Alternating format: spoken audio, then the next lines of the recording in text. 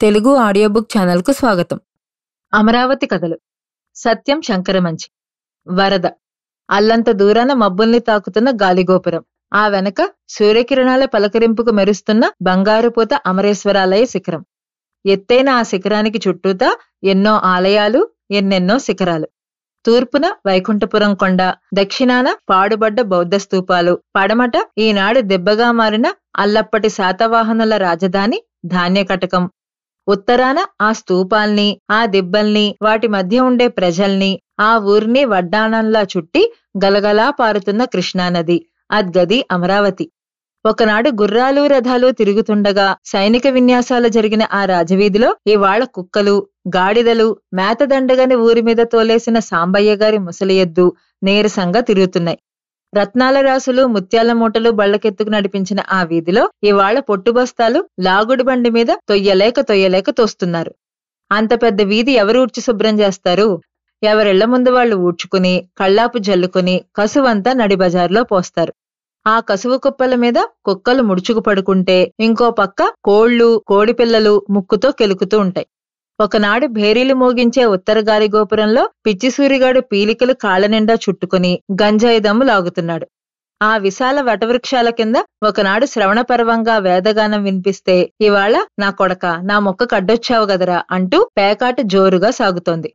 బౌద్ధ విశ్వవిద్యాలయంలో కొన్ని వేల మంది దేశ విదేశీ విద్యార్థులకు జ్ఞానోపదేశం చేసిన చోట దెబ్బలు, ఒట్టి దెబ్బలు కనిపిస్తున్నాయి. దిగులుగా ఉన్న ఆ దెబ్బల మీద పందులు తిరుగుతున్నాయి. వాటిని అదిలిస్తున్న వడ్డీరోళ్ల పోరగాళ్లు కనిపిస్తున్నారు.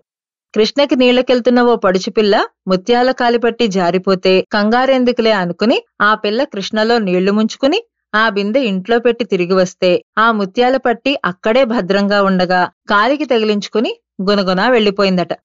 ఇవాళ కృష్ణకి నీళ్లకెళ్తున్న చాలా మంది ఆడపిల్లలకి కాలిపట్టీలు లేవు. అయినా గునగునా నడిచిపోతూనే ఉన్నారు. ముఖాలు నవ్వుతూనే ఉన్నాయి, గుండెల్లో ఎంత దిగులున్నా. అప్పటికీ ఇప్పటికీ సాక్షి ఆ కృష్ణవేణి. గతాన్ని కడుపులో దాచుకుని ఏమీ తెలియనట్టుగా నిండుగా ప్రవహిస్తోంది. కృష్ణమ్మ అమరేశ్వరుడి గుడి గోడలొరిసి పారుతోంది. పరమేశ్వరుడికి పాదాభిషేకం చేస్తూ ముందుకెళ్తుంది. అల్లంత దూరాన సూర్యుడి రాత్రేళ్లు పడుకునే చోట్నుంచి బయలుదేరి పరుగు పరుగున అమరావతి వైపుకొస్తున్నాడు. కన్ను సారించి చూస్తే రెండు కొండ కొమ్ముల మధ్య నుంచి వచ్చే కృష్ణ కావలసిన చుట్టం ఊరి నుంచి వస్తున్నట్టుంది. తుళ్ళి తుళ్ళి పారుతోంది, మళ్లీ మళ్లీ పారుతోంది. తలంటు పోసుకుని విప్పుకున్న జుట్టులా పాయలు పాయలుగా పారుతోంది. ఆ జుట్టుని బంధించి జడగా అల్లినట్లు ఏకపాయగా పారుతోంది. ఇంకా తెల్లారలేదు. దొడ్లలో హోరు, ఊళ్ళో హోరు. ఉన్నట్టుండి కృష్ణ పొంగింది. రాత్రికి రాత్రి వరదొచ్చింది, ప్రళయంగా పొంగింది. ఆ మసక వెలుతురులో కృష్ణ గర్జిస్తూ ఇంకా పొంగుతోంది. దొడ్లలో నడుమెత్తు నీళ్లొచ్చేశాయి. జనం గోల, హడావిడి, తోసుకోటాలు. మట్టి గోడలు విరిగిపడిపోతున్నాయి. గుడిపక్క వీధిలో ఉన్న ఇళ్లు ఎత్తుమీదున్నా దొడ్లో సామానంతా రాత్రికి రాత్రే కృష్ణలో కలిసిపోయింది. పల్లపీదిలో మూడొంతులు మునిగిపోయింది. మిట్టి మీదికి నీళ్లెక్కుతున్నాయి. కొట్టాల్లో పశువులు కట్టు గొయ్యలతో సహా కృష్ణలో కలిసిపోయాయి. రేవులో పడవలు గల్లంతు. యానాదుల గుడిసెలు ఎగిరిపోయాయి. లాంచీలు లంగర్లు లాగేసుకుని ఎటో పడిపోయాయి. తెల్లవారుతుంటే కృష్ణమ్మ ప్రళయరూపం కనిపించింది. ఈ భూమిని మింగేద్దామన్నంత కోపంతో పొంగుతోంది. అవతలొడ్డు కానటం లేదు. ఎదురుగా జలసముద్రం, ఎగిరెగిరి పడుతున్న అలలు. ఆ మహాప్రవాహం మధ్యలో కొట్టుకుపోతున్న ఎళ్ల కప్పులు. క్షణంలో ఓ కప్పు నీళ్లల్లో కలిసిపోయింది. మోరలెత్తి అంబా అని అరుస్తున్న పశువులు కొట్టుకుపోతున్నాయి. మోరలు మునిగిపోతున్నాయి. ఆ వడిలో కొమ్ములు మునిగిపోతున్నాయి. కొట్టుకొస్తున్న దుంగలు కలప. ఓ దుంగ మీద ఓరకొక్కొక్కటి దీనంగా మొరుగుతోంది రక్షించమని.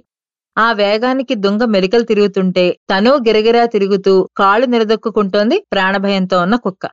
అంతలా ప్రవాహం మధ్య నుంచి ఓ మనిషి కేక, దేవుడోయ్ రక్షించండో అని గుండెలు చీల్చుకుపోయే కేక. క్షణంలో ఆ కేక దూరమైంది. మనిషి కనిపించలేదు. ఎవరూ ఏం చేయలేరు. సాయానికి ఎవరైనా వెళ్తే ఆ వడికి తిరిగి రాలేరు. నిస్సహాయంగా ఆ భీభత్స భయానక దృశ్యాల్ని చూస్తున్నారు ఒడ్డునుంచున్న జనమంతా. అందరి గుండెల్లో భయం. ఇళ్ల ముందు నీళ్లు రావడంతో పిల్లలంతా కాగితం పడవలాట్లాడుకుంటున్నారు. పడవలు చేసి పెట్టమని పెద్దల్ని వేధిస్తున్నారు. స్కూలు పిల్లలు గోడమీద బొగ్గు గీతలు గీసి క్షణక్షణం పెరుగుతున్న నీటి మట్టాన్ని కొలుస్తున్నారు. పల్లపీదిలో అర్ధరాత్రేళ సంగయ్య ఇంట్లో పసిపిల్లలకి తడి తగిలి అదేడిస్తే లేచాడంటయ్యా. అప్పటికే గోడలిరిగే, నీళ్లు తోసుకొచ్చే, పెళ్ళాం పిల్లలు ప్యానాలతో బయటకొచ్చారంట. మిట్టిమీద వెంకటస్వామి మేకల మందంతా కొట్టుకుపోతుంటే ఏం చేయలేక చూస్తా నుంచున్నట్టయ్యా. సాలపేటలో వరదలో కొట్టుకొచ్చిన పాము ఇంట్లో దూరి సుబ్బయ్యని కరిచిందట.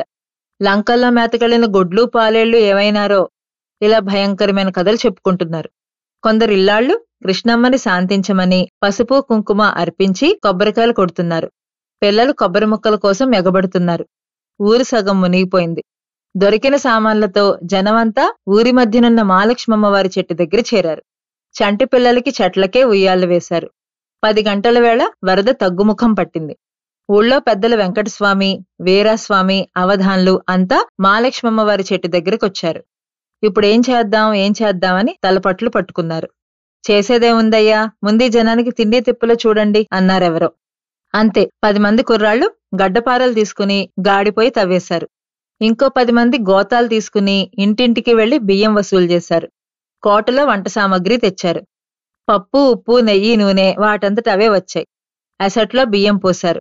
వంట నిర్వహిస్తున్న వెంకటేశ్వరులు, శోభనాద్రి ఇహ కూరలే ఆలస్యం అన్నారు. అవధాన్ల గారి భార్య కోమటి సుబ్బమ్మ, తెలగ వెంకమ్మ, గొల్ల సుబ్బమ్మ కత్తిపీటలు ముందేసుకుని చకచకా కూరలు తరిగేశారు.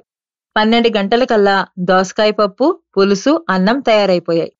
శెట్టిగారు విస్తర్ల కట్టలిస్తే నడిబజార్లో బారులుగా విస్తర్లు వేశారు.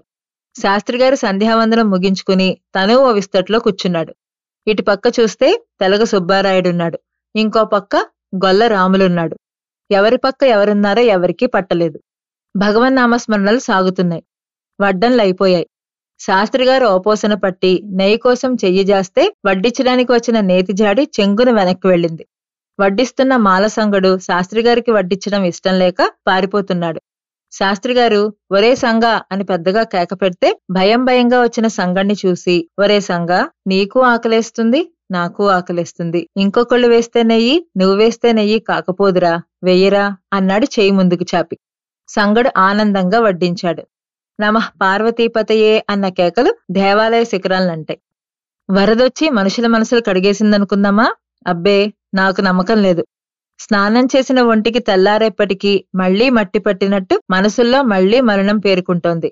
ఎన్ని వరదలొచ్చినా మనిషి మనసు కడగలేకపోతుంది. మా ఛానల్ గనక మీకు నచ్చినట్లయితే లైక్ చేయండి, షేర్ చేయండి, సబ్స్క్రైబ్ చేయండి.